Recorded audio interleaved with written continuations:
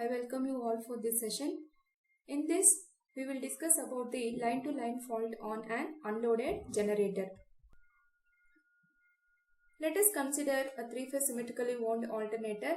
Since we are going to study with respect to the synchronous generator, for all our fault analysis, we will be considering the three-phase synchronous generator itself.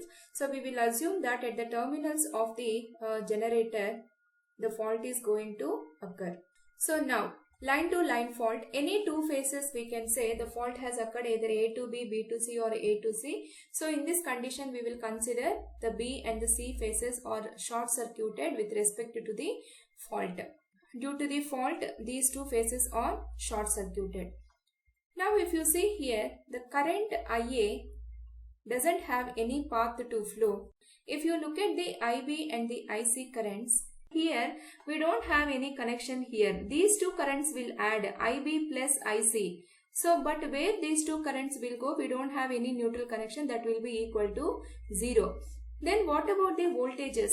If you observe the phase B and the phase C, these 2 points are connected directly, and this point both are connected directly. So these two will come under parallel connection. So the B phase voltage will be equal to the C phase voltage. Now what about the phase A? The phase A voltage will be present. Now let us consider the terminal conditions with respect to the line-to-line fault. So we have IA is equal to 0, and the second condition is IB plus IC is equal to 0, and also the voltage of the B phase and the C phase are also equal to each other. Now, by using these conditions, now we are going to find out the symmetrical components. So what is the use of the symmetrical components? These unsymmetrical fault analysis we are doing by using the symmetrical components. So for the symmetrical components, we got three different symmetrical networks. Yes or no? So we have a positive sequence network, zero sequence network, and the negative sequence network. So if these are individual circuit, you cannot perform any analysis. We should bring a closed circuit by using these components. So only we are using these terminal conditions to bring that relation. So by looking at the relation between the symmetrical components, how the current relations are, how the voltage relations are, then we will interconnect all these symmetrical components to form a single circuit. Symmetrical components of the current. So the current IA naught, that is equal to 1 by 3 IA plus IB plus IC. So we know here IB plus IC is equal to 0 and IA is also equal to 0. So therefore IA naught is equal to 0 amperes. Now coming to the IA1. IA1 is 1 by 3 times of IA plus A into IB plus A square into IC. Now here we cannot take the common because we have a AIB and the A square IC. Let us represent the IC value in terms of IB. Since we know the IB plus IC current is equal to 0, so therefore the current IC is equal to minus IB. So this can be written as 1 by 3 IA plus IB, if you take common, A minus A square. So this IA is equal to 0. What is the value of A minus A square? So we know A minus A square value is equal to J root 3. So this can be written as 1 by 3 J root 3 into IB. So this will get cancelled. You can write J into IB by root 3. Now the current IA2, 1 by 3 IA plus A square into IB plus A into IC. So similarly, if you substitute the IC in terms of IB, this will be minus IB.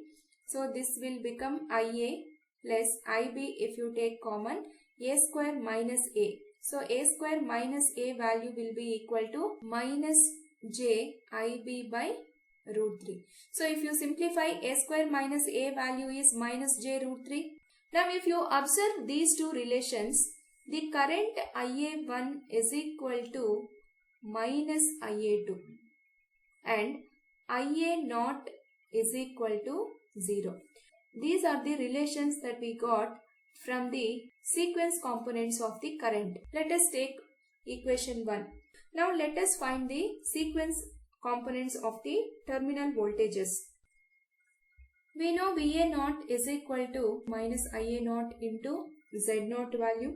So IA naught value is equal to 0. So minus 0 into Z naught value will be 0 volts. So we won't be having any zero sequence voltages. Now coming to the positive sequence voltage, 1 by 3 VA plus AVB plus A square VC. So which will give us 1 by 3. So VB is equal to VC. So the condition we have one more terminal condition, both voltages are equal. So if you substitute in place of VC the VB value, then you can take common VA plus VB into A plus A square. A plus A square value. What is the another condition, operator A condition we have? 1 plus A square is equal to 0. So A plus A square is equal to minus 1. So if you replace this one by minus 1, this one will have 1 by 3 times of VA minus VB. Now let us find the negative sequence voltage, 1 by 3 times of VA plus A square into VB plus A into VC. So similarly, if you substitute in place of VC VB, VA plus VB into A square plus A plus A square or A square plus A both are equal to minus 1. So again you got 1 by 3 times of VA minus VB. From this, the other set of the relations we got, that is VA naught is equal to 0 and VA1 is equal to VA2, that is equal to 1 by 3 times of VA minus VB. Now these are the two sets of relation we got with respect to the voltages and the currents. Now from this, what will be the circuit connection? Whether we have to connect in series or parallel. So now let us write the current equations also here itself. So we have IA naught is equal to 0. Then IA1 current is equal to minus IA2 current. First condition, in which circuit we will have both voltages will be equal. So the voltages are equal in parallel connection. Now let us check the other condition also will satisfy with respect to the parallel condition or not. IA1 is equal to minus IA2. So the two currents are traveling in the opposite direction. What is that mean? This you can write the sum of the currents is equal to 0. Yes or no? If you apply the KCL, the currents entering at a particular node will be equal to 0 if there is no leaving currents. This is satisfying perfectly the parallel connection of the circuit. But these two conditions are okay. So what about these two conditions? That is IA naught is equal to 0 and VA naught is equal to 0. Both are 0. Where to be included these two? So that means the interconnection of the sequence networks will have only the positive and the negative sequence network. There won't be any zero sequence network. So what is the reason there won't be any sequence means? The fault is a line to line fault. So wherever the ground terminal is included, there only the zero sequence components will present. Wherever the ground terminal is not present, there definitely there won't be any zero sequence currents. Since the fault is a line to line fault, completely whatever the terms related to the zero sequence components will be eliminated, and the interconnected circuit also doesn't have the zero sequence network. Now let us connect the sequence network of positive and the negative sequence. Let us consider this as a positive sequence network and this as a negative sequence network. This is Z2 and this is Z1 plus, and this is the positive sequence voltage. So specially we no need to represent as a positive sequence, and this is the terminal voltage of VA1 and this is the terminal voltage of VA2, and the current flowing through the positive sequence IA1, the current flowing through the negative sequence IA2. So parallel connection, then you can see here IA1 current is flowing like this, means the IA2 current is flowing like this. So one of the condition satisfied. Now the voltage VA1 is equal to VA2 since it is a parallel circuit.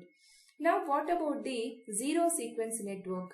The zero sequence network can be represented separately, so that is, it doesn't have any value, so here IA naught is equal to 0, VA naught value also will be equal to 0. So it can be completely eliminated. You will be considering only this circuit for the analysis.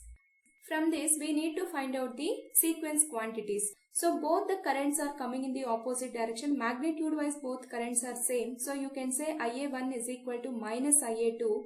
That is the total voltage by the total impedance. Total voltage is EA and the total impedance is Z1 plus Z2. So that is the current. And coming to the voltages, VA1 is equal to VA2. So that can be written as EA minus IA1 into Z. So now let us find the sequence quantities. So we know the current IA1 is equal to minus IA2. That is equal to the voltage, total voltage by total impedance is Z1 plus Z2. VA1 is equal to VA2, which is equal to EA minus IA1 into Z1. That is equal to EA minus IA1, if you substitute EA by Z1 plus Z2 into Z1, which is equal to EA, if you take common, take the LCM, Z1 plus Z2 minus Z1 by Z1 plus Z, which will give you EA into Z2 divided by Z1 plus Z2. That's it. Fault current IF. We know the fault current is equal to phase B current or phase C current, IB or IC. So IB current, IB can be represented as IA naught plus A square into IA1 plus A into IA2. We know the zero sequence component IA naught is equal to 0 in line to line fault. Then IA2, IA1 is equal to minus IA2. So I can represent the IA2 value as minus IA1. So if I take common IA1, this will become A square minus A. So we know A square minus A is equal to minus J root 3 times of IA1. But I am interested in only magnitude. So therefore the magnitude of this value is root 3 times of IA1. That is equal to root 3 times of IA1 value is EA by Z1 plus Z2. So finally, so therefore the fault current in the line to line fault condition is equal to root 3 times of EA by Z1 plus Z2. Now what about, so this equation is independent of the neutral condition. Whether the neutral is grounded or ungrounded, this will not change anything because the zero sequence quantities are absent in this. So I hope it is clear. If you understand this, please like, share and don't forget to subscribe. And if you have any doubt, please comment. Thank you.